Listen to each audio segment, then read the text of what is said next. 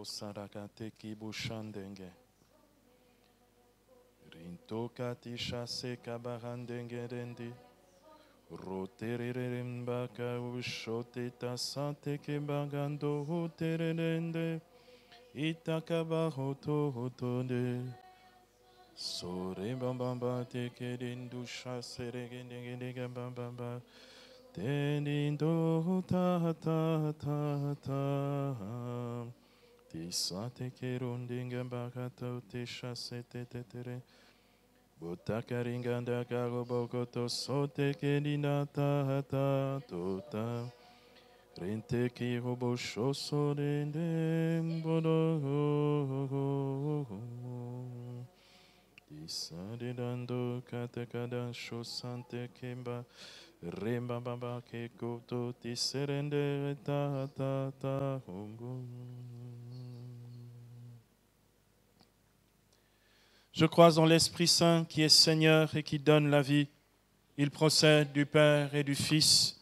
Avec le Père et le Fils, il reçoit même adoration et même gloire.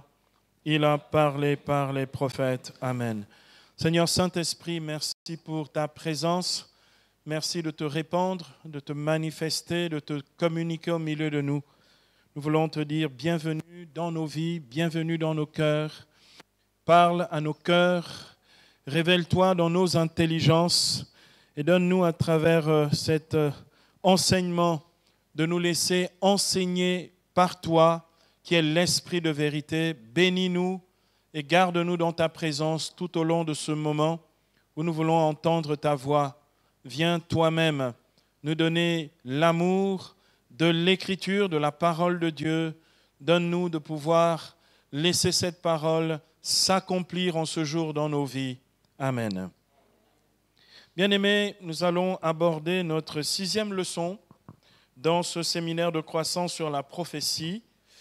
Après avoir vu donc la prophétie dans le Nouveau Testament, nous allons donc aborder à présent le charisme de prophétie, justement sur la base de cet enseignement que nous avons déjà reçu, puisque en étudiant la prophétie dans le Nouveau Testament, nous avons vu le cadre, si vous voulez, biblique, le cadre de la révélation elle-même, qui nous donne de comprendre que l'Église et les temps de l'Église qui sont les nôtres sont des temps prophétiques, puisque nous nous inscrivons dans le témoignage prophétique de l'Église primitive.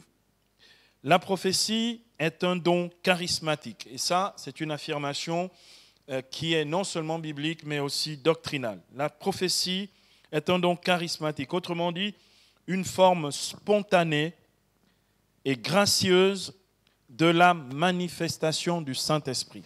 C'est ça un charisme, hein, une forme spontanée et gracieuse de la manifestation du Saint-Esprit. En effet, dans la liste des 9 charismes que Paul cite dans la première épître aux Corinthiens, se trouve clairement inscrit la prophétie. Je voudrais lire ici ce dispositif charismatique, cette liste paulinienne des charismes dans 1 Corinthiens chapitre 12, les versets 4 à 11. 1 Corinthiens 12, 4 à 11, Paul dit « Il y a certes diversité de dons spirituels, mais c'est le même esprit, diversité de ministères, mais c'est le même Seigneur, diversité d'opérations, mais c'est le même Dieu qui opère tout en tous.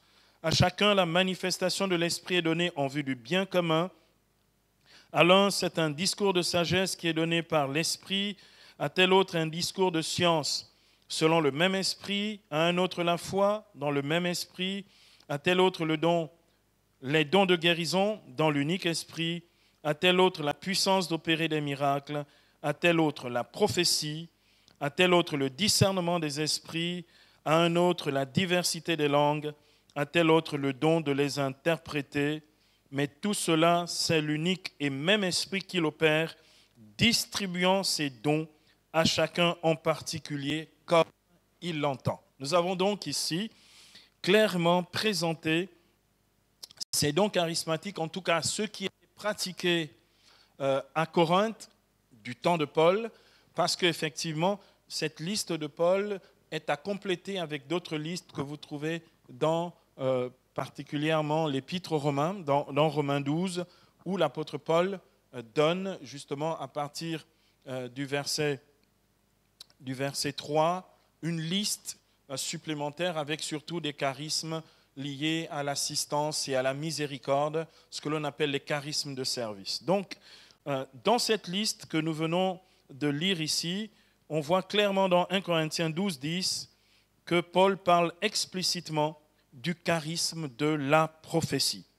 Et pour parler du caractère vraiment charismatique de ces dons, l'apôtre achève cette énumération en précisant ici dans 1 Corinthiens 14, verset 11, il dit « Tout cela, c'est l'unique et même esprit qui distribue ses dons à chacun comme il l'entend. » Amen.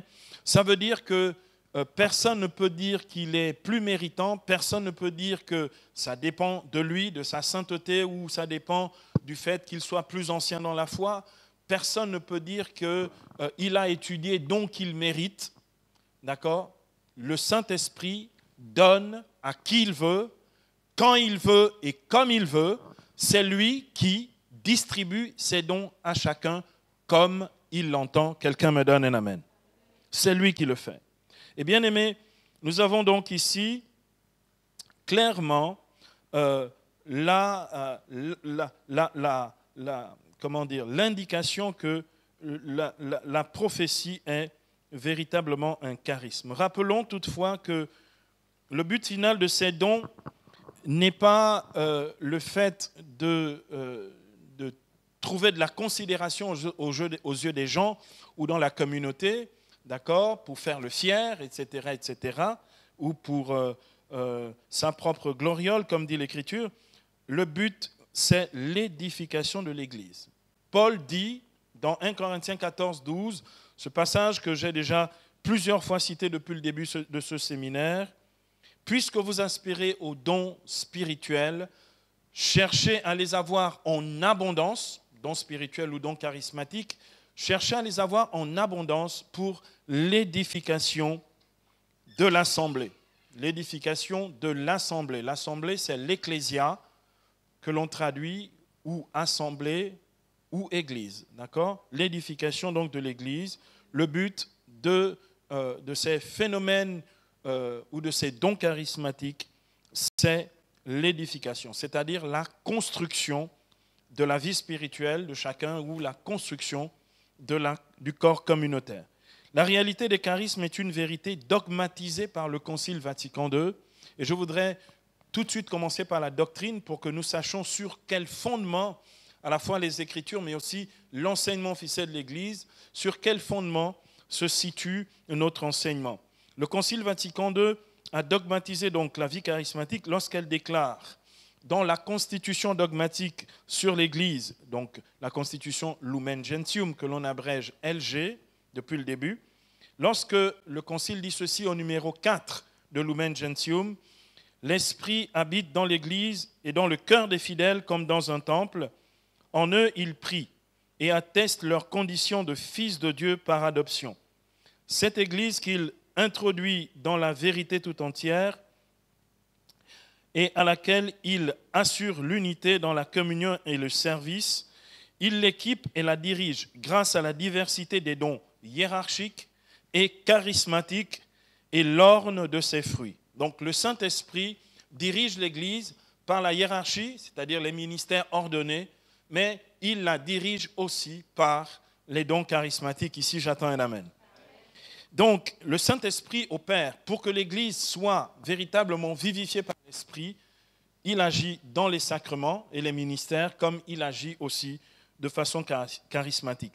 Le Concile précise, toujours dans Lumen Gentium, cette constitution dogmatique sur l'Église, au numéro 12. Le Concile précise ceci: « Mais le même Esprit Saint qui ne se borne pas à sanctifier le peuple de Dieu par les sacrements et les ministères, à le conduire et à lui donner l'ornement des vertus, il distribue aussi parmi les fidèles de tous ordres, répartissant ses dons à son gré en chacun. » Ici, donc, le Concile cite 1 Corinthiens chapitre 12, verset 11 que j'ai déjà cité.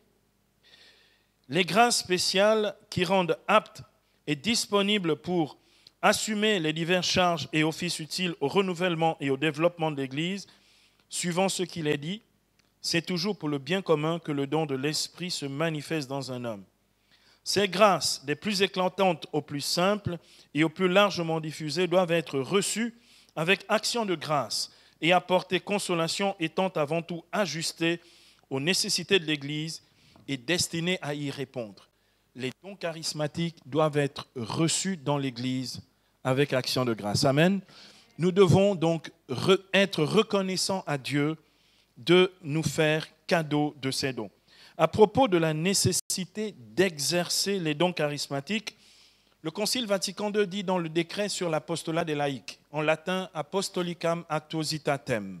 Sur l'apostolat des laïcs, au numéro 3, le Concile dit ceci: de la réception de ces charismes, même les plus simples, comme le don des langues par exemple, d'accord, résulte pour chacun des croyants le droit et le devoir d'exercer ces dons dans l'Église et dans le monde pour le bien des hommes et l'édification de l'Église dans la liberté du Saint-Esprit qui souffle où il veut, de même qu'en communion avec ses frères dans le Christ et très particulièrement avec ses pasteurs. La réception de ces dons nous engage, d'accord, nous donne, comme dit ici l'Église, le droit et le devoir d'exercer ces dons charismatiques dans l'Église et dans le monde pour le bien des hommes et l'édification de l'Église. Quelqu'un me donne un amen. Donc ça, c'est l'enseignement officiel de l'Église. On ne peut pas dire que ça n'existe pas. Il se trouve malheureusement que ça chipote beaucoup dans nos communautés, nos paroisses, d'accord, ou nos groupes de prière, parce que les gens sont ignorants de l'enseignement officiel de l'Église. On fait comme si ça n'existait pas. Je suis désolé, Vatican II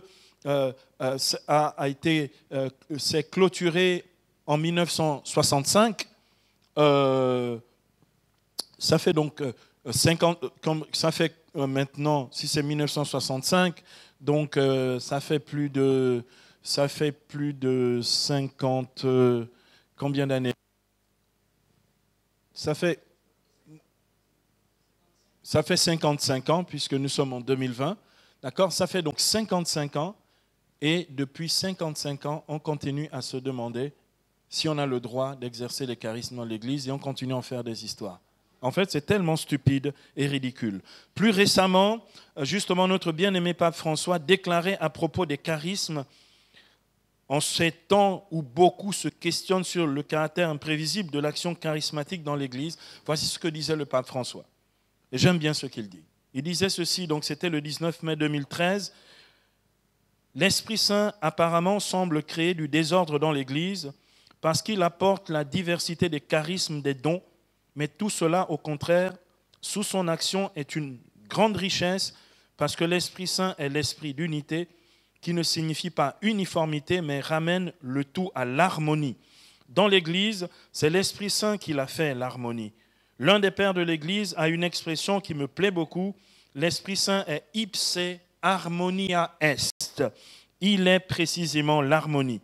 Lui seul peut susciter la diversité, la pluralité, la multiplicité et en même temps opérer l'unité. Le pape François dit, vous pensez que dans les milieux charismatiques, c'est du désordre. En fait, ce n'est pas du désordre.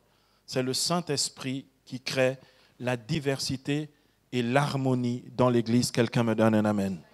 Tout le monde devrait avoir lu ça. Tout le monde devrait être au courant pour que justement on ne soit pas à se demander mais ces fous de charismatiques, qu'est-ce qu'ils font? Pourquoi est-ce qu'ils ne font pas comme les autres? Pourquoi ils parlent fort? Pourquoi est-ce qu'ils dansent dans les églises? Pourquoi est-ce que... etc., etc. Tous ces pourquoi ont déjà leur réponse et l'enseignement de l'Église est clair à ce propos. Il y a des chrétiens dans le coin. Voyons donc à présent cette réalité charismatique de la prophétie à travers les deux points suivants. Le premier point que nous allons voir, donc petit a, c'est l'assemblée charismatique. Petit a, l'assemblée charismatique, c'est ainsi que Paul nous l'enseigne dans la première aux Corinthiens. Donc petit a, l'assemblée charismatique. Et petit b, le don charismatique de la prophétie. Petit b, le don charismatique de la prophétie. Alors commençons par l'assemblée charismatique. Qu'est-ce qu'une assemblée charismatique? On va me dire, mais on sait ce que c'est. Je ne suis pas si sûr parce que les prétendues assemblées charismatiques sont souvent des assemblées où il n'y a plus d'exercice de charisme. Alors je ne sais plus pourquoi on les appelle assemblées charismatiques. Quelqu'un entend ce que je dis? Donc, si c'est charismatique, c'est qu'on voit se manifester les charismes et on en voit l'exercice. Donc, on ne peut pas juste prendre un label, un titre, d'accord? On dit nos assemblées, c'est les assemblées. Excusez-moi, mais quand vous me dites ça, c'est une assemblée de la Légion de Marie, il y a pas de, moi, je n'ai pas de souci avec ça. Quand j'y vais, on prie le chapelet. Il y a des chrétiens dans le coin. Mais si tu me dis c'est une assemblée charismatique, or là, même dans ces assemblées, ils se battent eux-mêmes pour que l'on n'exerce pas les charismes, alors cessez de vous faire appeler assemblée charismatique, parce que c'est charismatique ou ça ne l'est pas. Il y a des chrétiens dans le coin. Et donc, bien aimé, j'insiste là-dessus parce qu'il faut, avant même de parler de charisme, il nous faut un vivier, une terre fertile où naissent, d'accord, où puissent éclore ces charismes. Et ce vivier, cette terre fertile, c'est l'assemblée charismatique. Alors, qu'est-ce qu'une assemblée charismatique?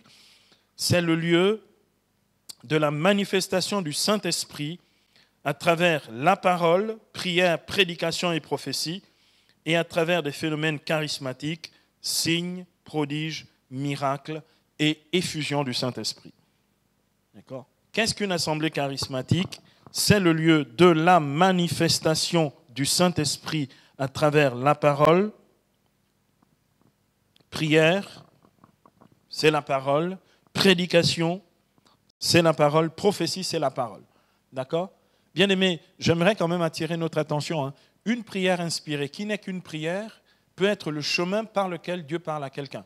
Je me souviens, j'avais 17 ans, à Saint-Pierre, un soir, on avait terminé la prière, et une personne s'est approchée de moi pour dire merci pour tout à l'heure, quand tu as prié, voici ce que le Seigneur m'a dit. C'était juste une prière spontanée dans l'esprit. Mais à partir du moment où c'est une prière inspirée, Dieu peut s'en servir pour parler sur la vie de quelqu'un. Donc c'est important, faites très attention. Il ne suffit pas juste d'essayer de bien formuler les prières, il faut écouter le Saint-Esprit qui, comme dit l'apôtre Paul dans Romains chapitre 8, verset 27, intercède en nous. Quelqu'un entend? Donc le Saint-Esprit prie en nous si nous prions dans l'Esprit. Donc la parole et ensuite à travers des phénomènes charismatiques, signes, prodiges, miracles et effusion du Saint-Esprit. Une assemblée charismatique est, comme le dit l'apôtre Paul, un lieu de la prière dans l'Esprit. Un lieu de la prière dans l'Esprit.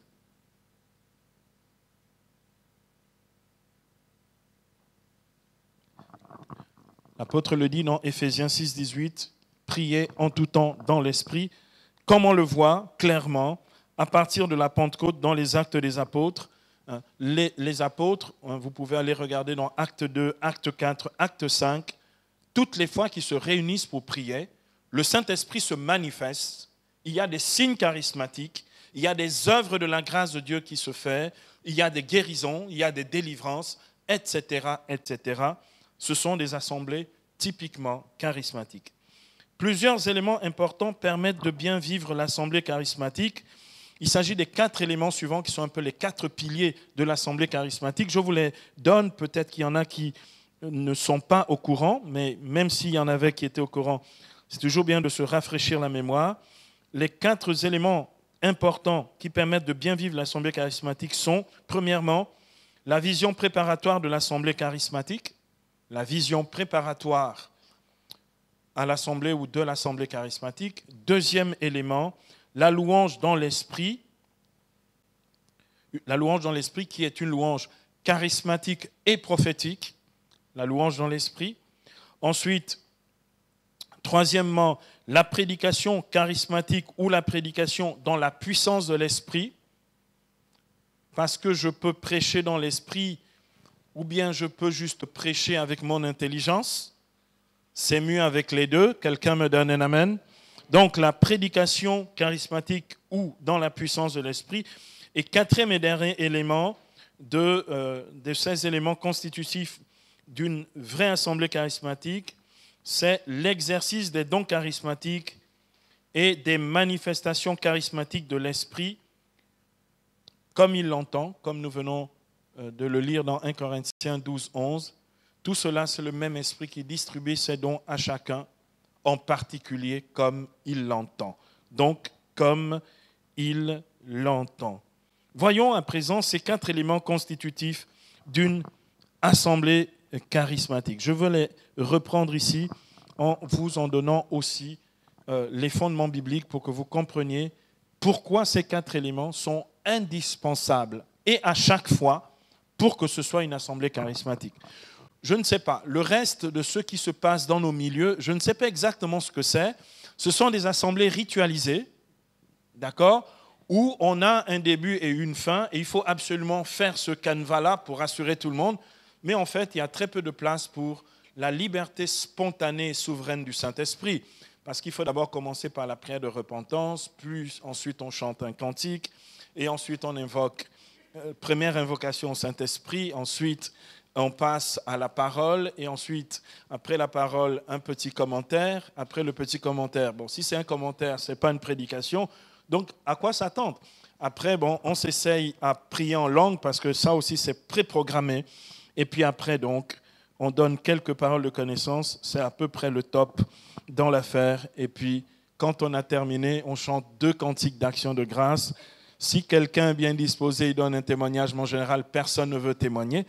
Donc, on me dit que c'est charismatique, j'en doute fort. Alors, regardons maintenant dans le détail ce qu'est une assemblée charismatique. Premier point, pour ce qui est de la vision ou des visions préparatoires d'une assemblée charismatique, le Seigneur accorde souvent au staff spirituel ou au noyau des groupes de prière ou aux chantres ou aux prédicateurs la grâce prophétique de recevoir l'orientation spirituelle de la prière, mais aussi de vivre de manière anticipée ce que le Seigneur communiquera à l'assemblée de prière.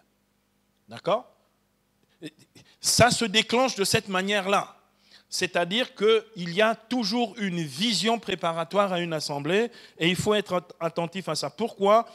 C'est parce qu'ici s'accomplit cette prophétie d'Amos, d'accord, dans Amos chapitre 3 verset 7, « Car le Seigneur, l'Éternel Dieu, ne fait rien sans qu'il ait révélé son secret à ses serviteurs les prophètes. » Dieu ne va rien faire sans qu'il nous ait donné déjà prophétiquement de savoir ce qu'il compte faire. Pourquoi Dieu doit le faire? Pour nous aider à mieux nous accorder à son œuvre, pour faire réellement cette œuvre-là et pas faire nos propres programmes. Il y a des chrétiens dans le coin. Et c'est très important. Si nous voulons que ce soit charismatique, il faut que ça le soit avant même que l'assemblée ait commencé. Donc c'est le premier point. Deuxième point, la louange dans l'esprit, qui est un lieu de la manifestation charismatique de la prophétie, par le moyen de l'inspiration charismatique qui suscite les chants qu'il faut au moment où il faut. Ça veut dire que là aussi, on n'est pas dans de la préprogrammation, on est dans une écoute spirituelle du Saint-Esprit. Quand on est vraiment chantre, je ne parle pas des choristes des groupes de prière, je parle vraiment des chantres inspirés par le Saint-Esprit et qui écoutent le Saint-Esprit. Donc, il s'agit donc d'une inspiration charismatique de l'Esprit qui suscite les chants qu'il faut au moment où il faut, et par ce que Dieu veut dire à une assemblée à travers ces chants inspirés. Bien aimé, beaucoup de personnes se sont converties avec un chant. Beaucoup de personnes ont obtenu des guérisons physiques et même intérieures par un chant. Beaucoup de personnes ont eu l'effusion du Saint-Esprit par un chant. Ça veut dire qu'à ce moment-là, c'est Dieu qui parlait au travers de ces chants. Pour ça, il faut que les chants que l'on prenne soient les chants que le Saint-Esprit inspire à ce moment-là. Sinon, nous faisons encore notre propre boutique et nous fabriquons des soi-disant assemblées charismatiques qui ne le sont pas. Donc, Dieu va donc parler à travers ces chants et Dieu va accompagner ces chants par des signes charismatiques qu'il va libérer dans l'assemblée. Ça veut dire que le chant lui-même, c'est pour ça que quand vous avez des vrais ministères de louange qui sont vraiment oints, des vrais apostolats de louange qui sont oints, quand vous avez de vrais chantres qui sont oints, rien que le temps de la louange est déjà en lui-même un temps suffisamment consistant et charismatique où Dieu opère, où Dieu parle, où Dieu agit. D'accord? Pas ces chantres qui se disent chantres prophétiques parce qu'ils passent leur temps à exhorter entre deux chants. Ce n'est pas du tout ça la prophétie. La prophétie, c'est quand Dieu se sert d'un chant pour parler, libérer sa puissance et faire des miracles. Quelqu'un me donne un amen. Et donc, L'apôtre Paul, justement, le dit dans Colossiens au chapitre 3, versets 16 à 17, il dit que la parole du Christ habite parmi vous dans toute sa richesse, et il va donner les différents aspects de cette parole qui habite en abondance parmi nous. Il dit « Instruisez-vous et avertissez-vous les uns les autres avec pleine sagesse, chantez à Dieu de tout votre cœur, votre reconnaissance par des psaumes, des hymnes et des cantiques inspirés, des chants inspirés par l'Esprit. Tout ce que vous pouvez dire ou faire, faites-le au nom du Seigneur Jésus, en rendant grâce par lui à Dieu le Père. » Donc, la parole de Dieu se manifeste aussi par des cantiques ou des chants inspirés par l'Esprit. Dieu parle par ces chants parce que la Bible dit au psaume 21, verset 4, que Dieu siège dans la louange de son peuple. Dieu habite notre louange et si elle est vraiment inspirée par Dieu, il se manifeste dans la louange. Quelqu'un me donne un amen ici.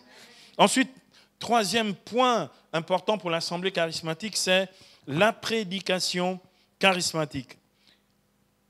Elle est inspirée et guidée par l'Esprit qui donne au prédicateur de parler directement au cœur de chacun des participants, comme il est écrit au sujet de la prédication de Pierre le jour de la Pentecôte.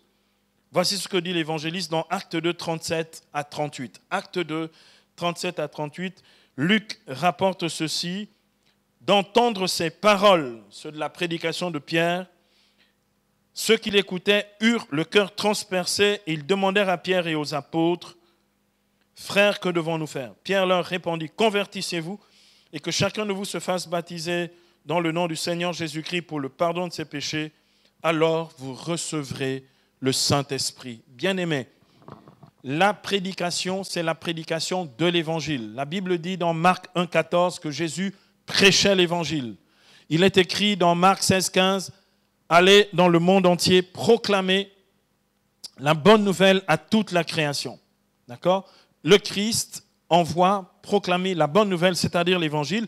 Et proclamer l'Évangile, c'est proclamer les paroles de l'Évangile, les paroles du Christ des 4 évangiles de Matthieu, Marc, Luc et Jean.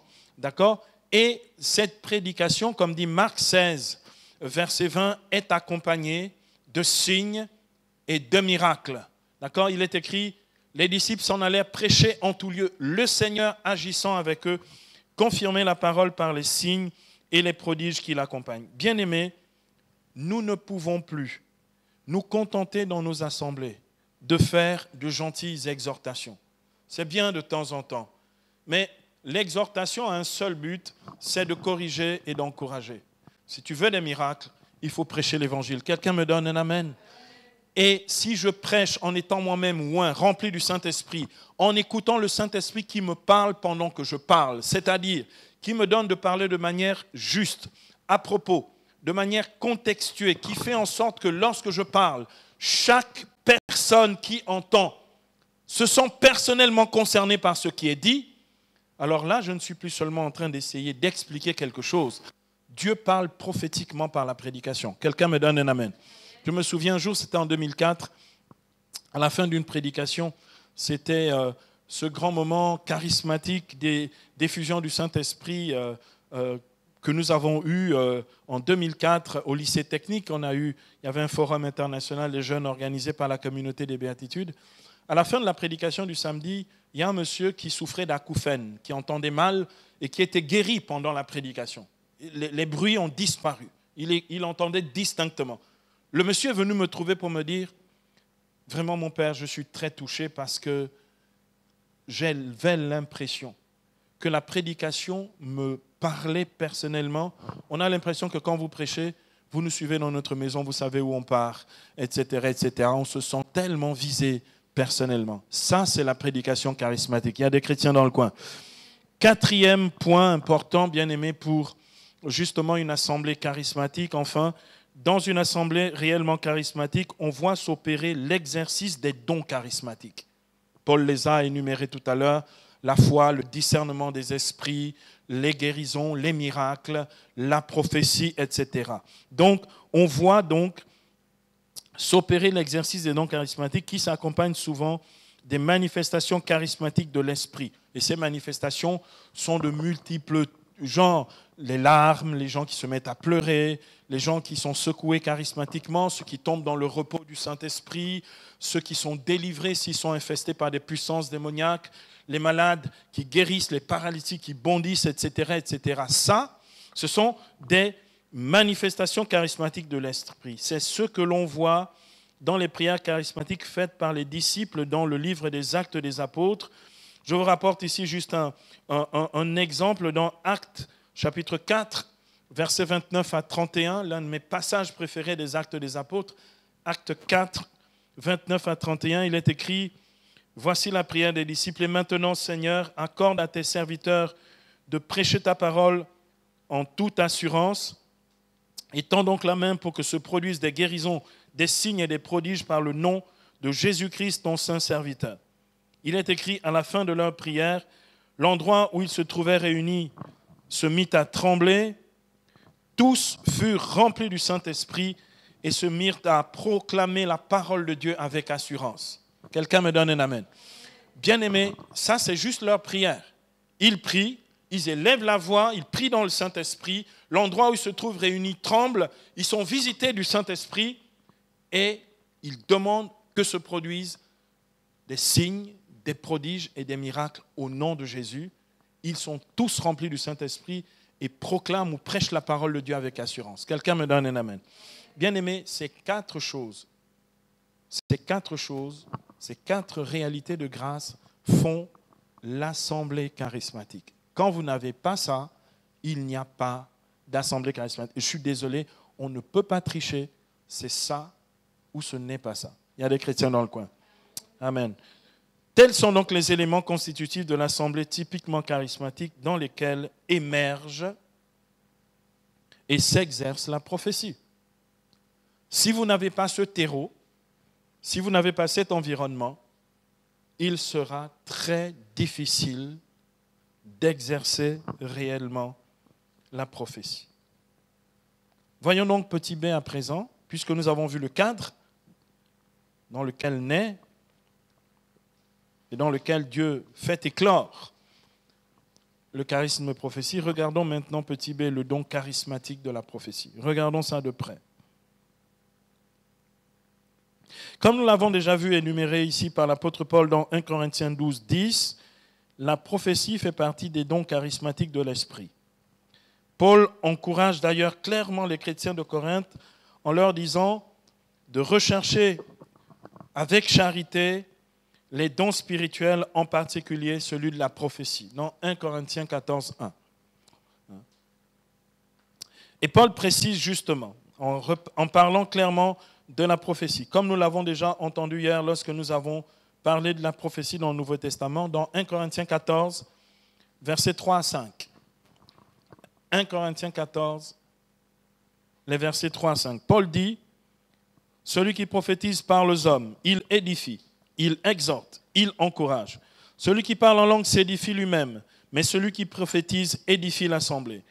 Je souhaite, dit Paul, que vous parliez tous en langue, mais je préfère que vous prophétisiez.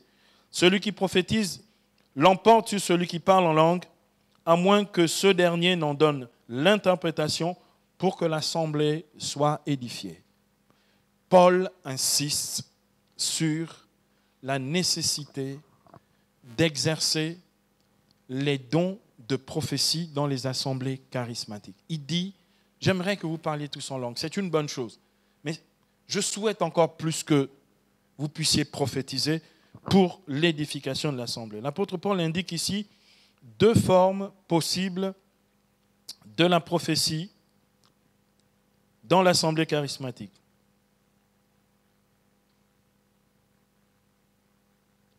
Il montre ici donc deux formes possibles de la prophétie dans l'assemblée charismatique, à savoir, petit 1, première forme, la prophétie comme parole d'édification. Petit 1, donc ici, la prophétie comme parole d'édification. Et petit 2, la prophétie comme parole glossolalique, qui vient de glossolalia, c'est-à-dire don charismatique des langues. La parole, justement, glossolalique ou le don charismatique des langues. D'accord ? On prophétise dans l'assemblée, soit dans l'assemblée chrétienne ici, selon Paul, soit par, justement, une parole d'édification, soit par une parole glossolalique. On va regarder ça un tout petit peu de près. Pour ce qui est de la prophétie comme parole d'édification, l'apôtre Paul donne un exemple quand il encourage les Corinthiens à prophétiser. Il donne un exemple que j'aimerais citer ici et sur lequel je voudrais que nous puissions bien regarder comment ça opère. Parce que justement, là, ce dans quoi on va rentrer maintenant, c'est le mode opératoire, c'est-à-dire concrètement comment on reçoit une prophétie, comment on la donne, etc. Donc, dans 1 Corinthiens 14, versets 23 à 25, 1 Corinthiens 14, 23 à 25,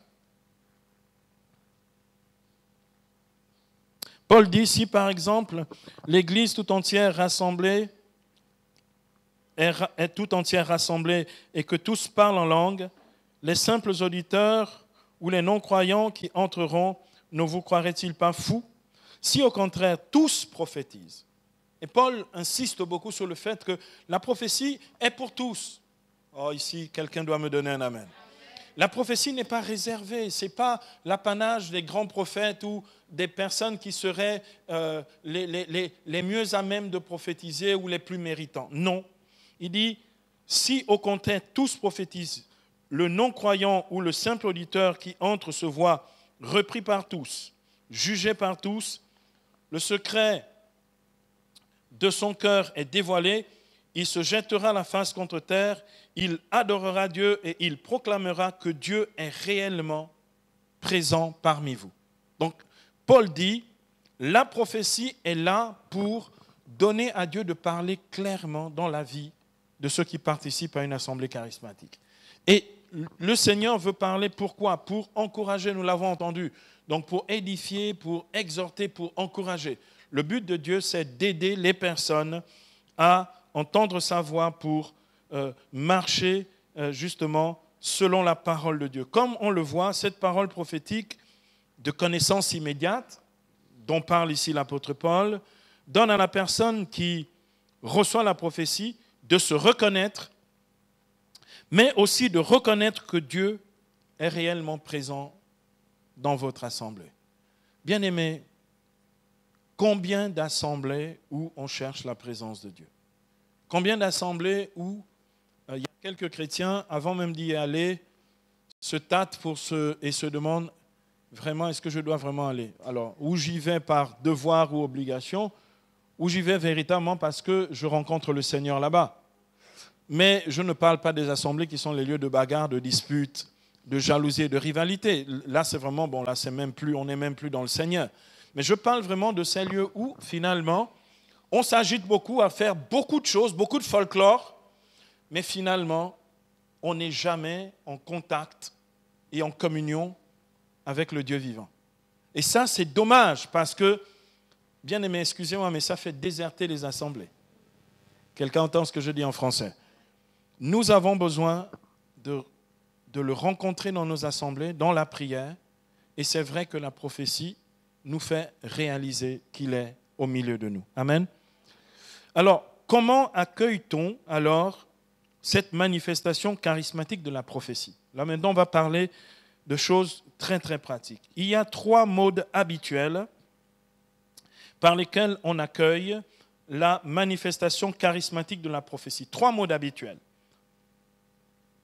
Premièrement, on accueille la manifestation charismatique donc de la prophétie par une locution intérieure. Une locution, locutio, c'est une parole, d'accord? Ça peut être un mot, ça peut être une phrase, mais une locution intérieure insistante, qui insiste, d'accord? En fait, je continue de chanter mes cantiques, d'abord ça me prend par surprise, mais après, c'est là, ça ne part pas, il faut que ça sorte, et donc de manière insistante, d'accord? Le père Emiliano Tardif, le plus grand charisme de guérison du XXe siècle, dans l'Église catholique. Lui-même, il souffrait de la tuberculose pulmonaire à l'état très avancé, au stade terminal, il allait mourir. 6 jeunes sont rentrés dans sa chambre, dans un hôpital au Canada, et ces jeunes charismatiques lui ont dit « Mon père, est-ce qu'on peut vous imposer les mains ?» Bon, il était prêtre, donc il était gêné, il ne pouvait pas refuser la prière. Les jeunes charismatiques zélés lui ont imposé les mains, il était malade. On avait déjà même publié sa photo dans un journal que ce père qui a tellement travaillé dans les missions, parce qu'il était en mission à Saint-Domingue, est en pleine souffrance, il faut que nous ayons une pensée pour lui, etc. Tout le monde se préparait à son départ. Il est guéri par cette imposition. Il est d'abord baptisé du Saint-Esprit, il reçoit les 2 choses. Le baptême du Saint-Esprit et la guérison physique. Il reçoit à ce moment-là. 15 jours après, il sort plus de traces de la tuberculose pulmonaire dans son cœur, dans ses poumons, excusez-moi. Plus de traces. Il sort de là, il quitte, après son temps de convalescence au Canada, il repart en mission. Et en mission, il recommence à célébrer l'Eucharistie. L'une des premières Eucharisties qu'il célèbre à Pimentel, comme il raconte dans un beau livre que je vous recommande, « Jésus a fait de moi un témoin » du père Emiliano Tardif. Il dit, là à Pimentel, il entend, pendant qu'il célèbre la messe, puisque c'est dans un territoire espagnol, il entend « estomago, estomago, estomago ». Ça insiste, « estomago ».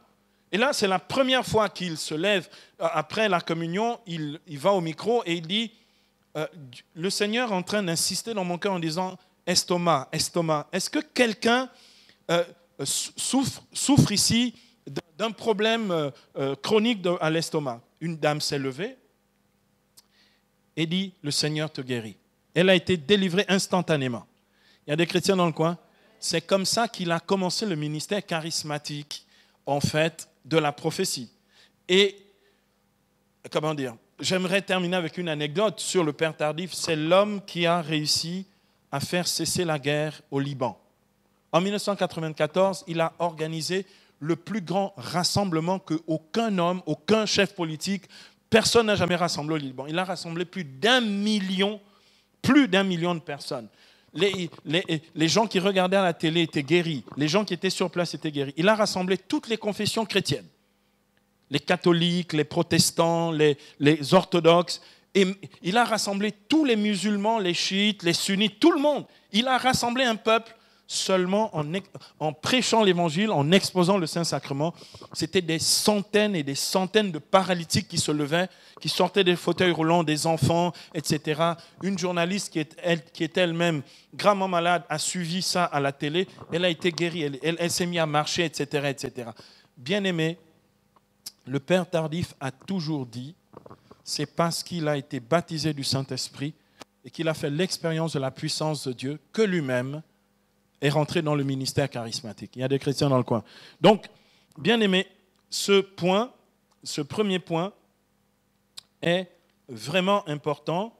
Il y a donc besoin que ces locutions intérieures, donc ces paroles intérieures, viennent justement pour aider à entendre ce que Dieu dit et ensuite de pouvoir le restituer tel qu'il nous le dit. Donc, cette parole va être insistante, mais cette locution intérieure est toujours accompagnée, en fait, d'une,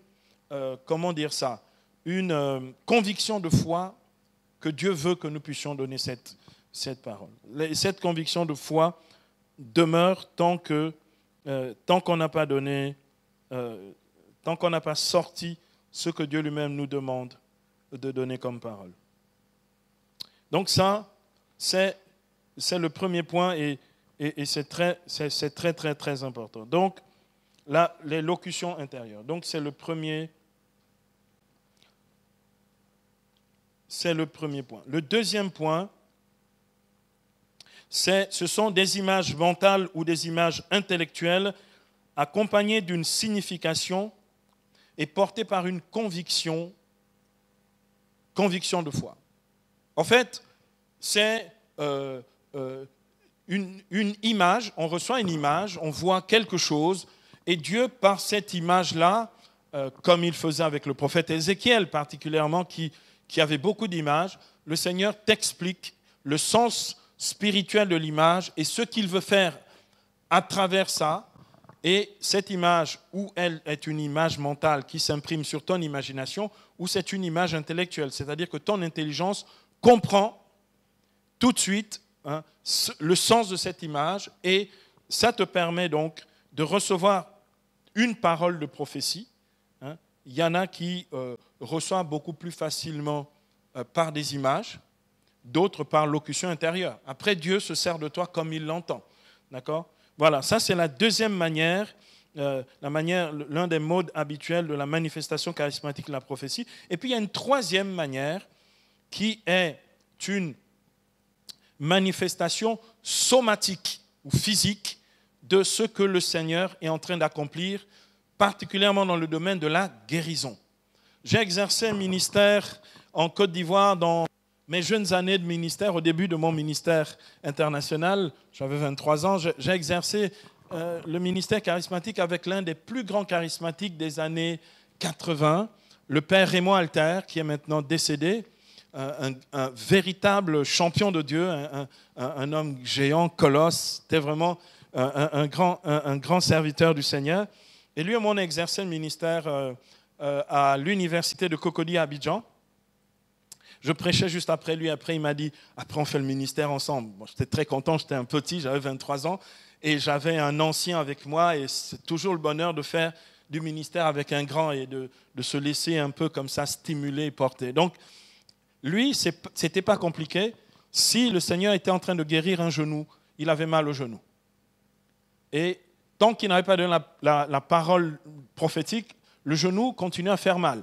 Une fois qu'il avait libéré la parole, le genou ne faisait plus mal. Et donc, il recevait, c'est une des trois formes, d'accord, de manifestation de la prophétie. Ça peut être physique, donc somatique, et le Seigneur passe par ça pour justement manifester ce qu'il te donne d'éprouver physiquement.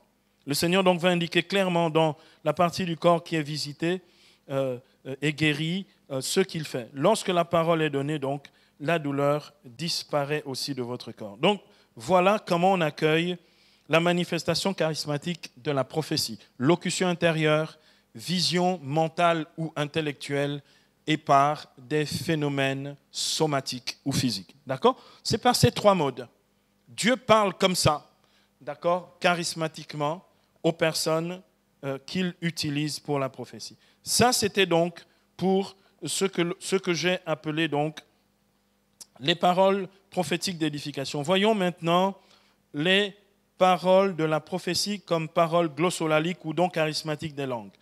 L'apôtre dit à ce sujet qu'il ne s'agit pas d'une parole d'édification personnelle, comme il dit dans 1 Corinthiens 14,4, celui qui parle en langue s'édifie lui-même.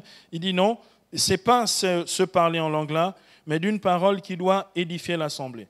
Mais il précise qu'il y a un don charismatique d'interprétation prophétique du don des langues ou de la glossolalie qui est donné ou à celui qui prophétise en langue ou à quelqu'un d'autre dans l'assemblée. C'est quand même ridicule quelquefois de voir même des confrères prêtres qui méprisent le don des langues en disant ils ne savent même pas ce qu'il dit. En fait, ils n'ont même pas pris la peine de lire l'Écriture. Je vais donc reciter les Écritures ici. C'est dommage comment l'ignorance est souvent la source des problèmes et des tensions et des dissensions dans l'Église. Alors que si on lisait les Écritures, je pense qu'on se comprendrait déjà un peu mieux. Il y a des chrétiens dans le coin. Donc, le don des langues, bien sûr, il y a la prière en langue pour l'édification personnelle. Il n'y a pas besoin d'interprétation pour ça. C'est pour mon édification personnelle. Et Paul est clair là-dessus dans 1 Corinthiens 14,4. Et puis, il y a le don des langues qui nécessite l'interprétation. Ce don des langues-là est prophétique. Et c'est ce que nous allons voir. Paul dit dans 1 Corinthiens 14, 26 à 27. 1 Corinthiens 14, 26 à 27. Il dit, « Que faire alors, frères ?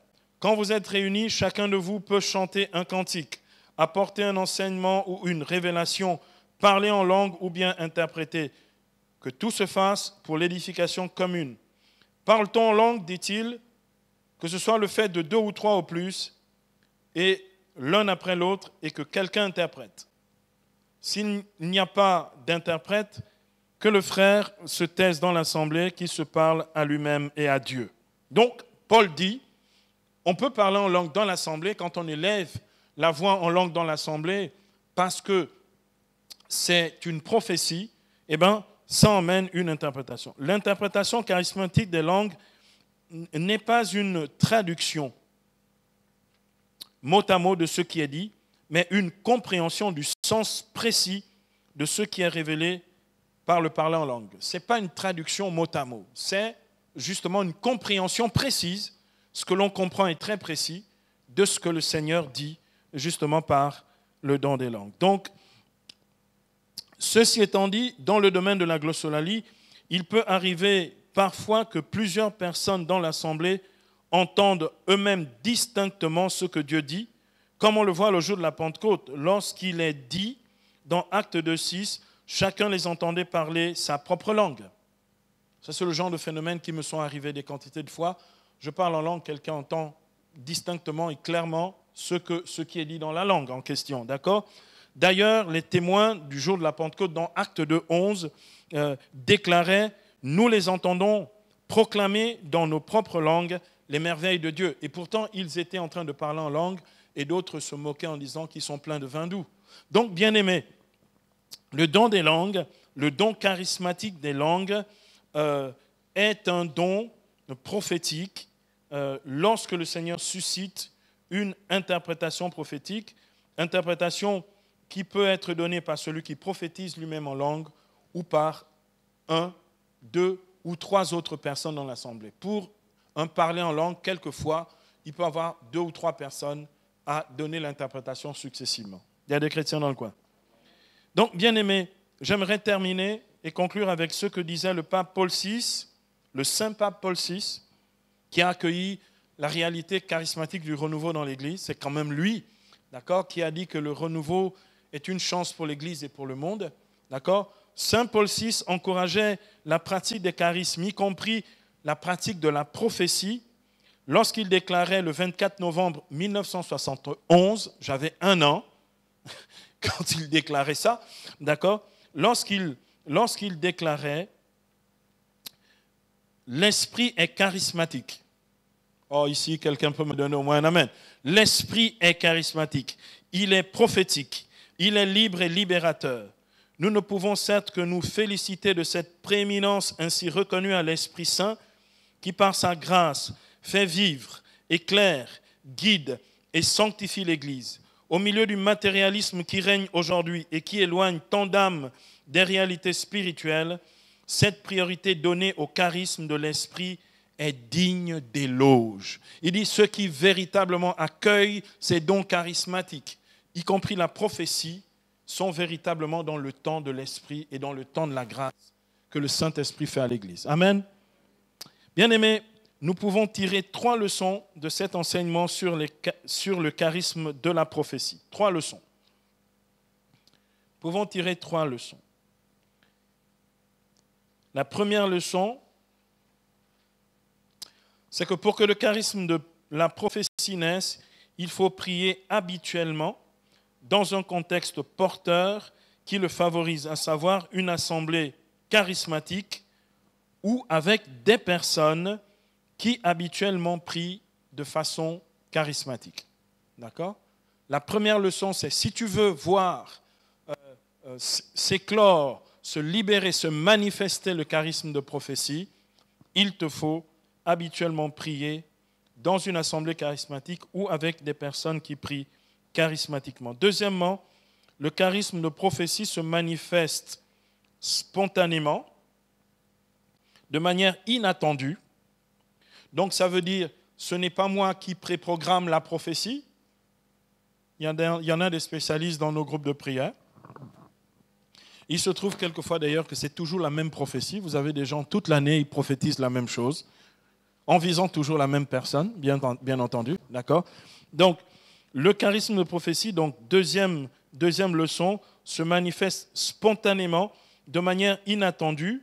On est surpris, en fait, par une locution intérieure ou par une image mentale ou par une sensation physique accompagnée d'une conviction de foi.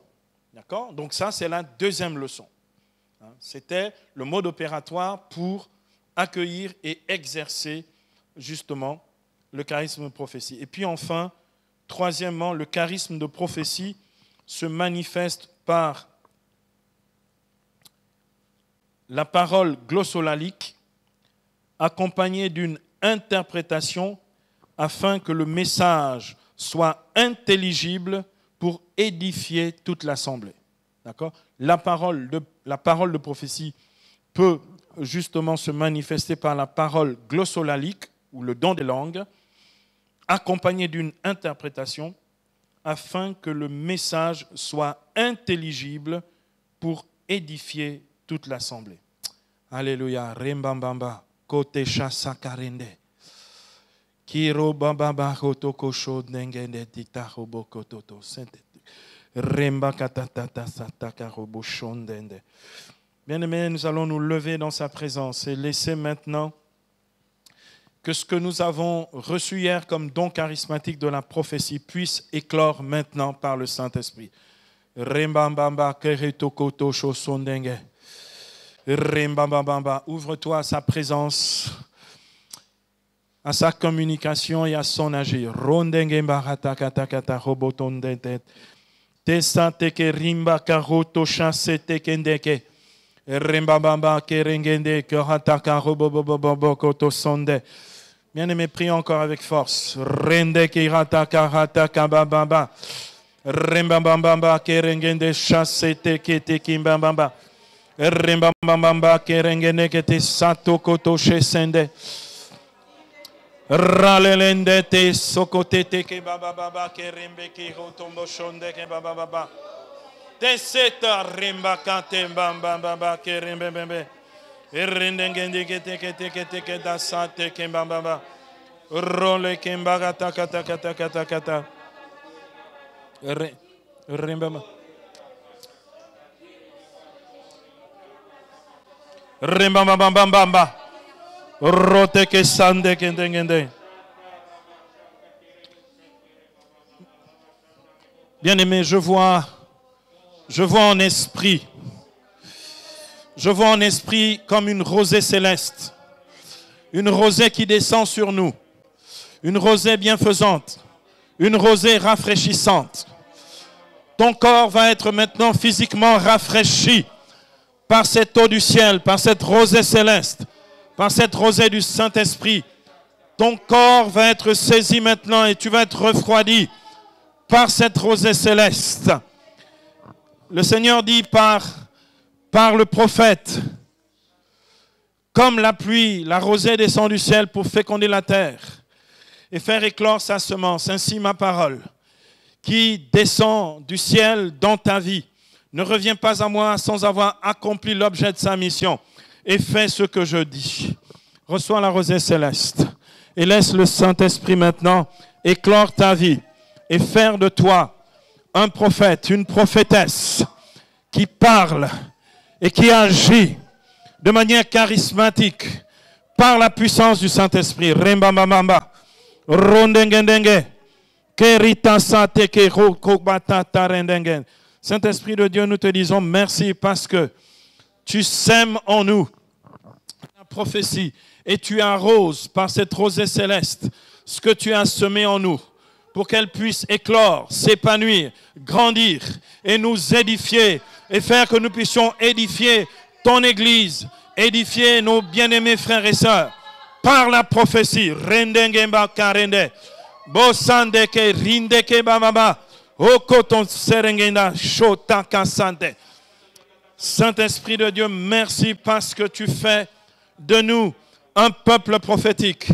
Et merci parce que tu nous donneras, à partir de cet instant, d'exercer librement, avec amour et humilité, la prophétie, le charisme de prophétie dans nos assemblées.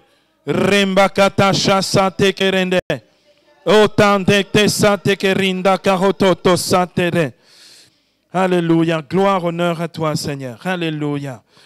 Alléluia. Gloire au Père, au Fils et au Saint-Esprit, comme il était au commencement, maintenant et toujours, et dans les siècles des siècles. Amen.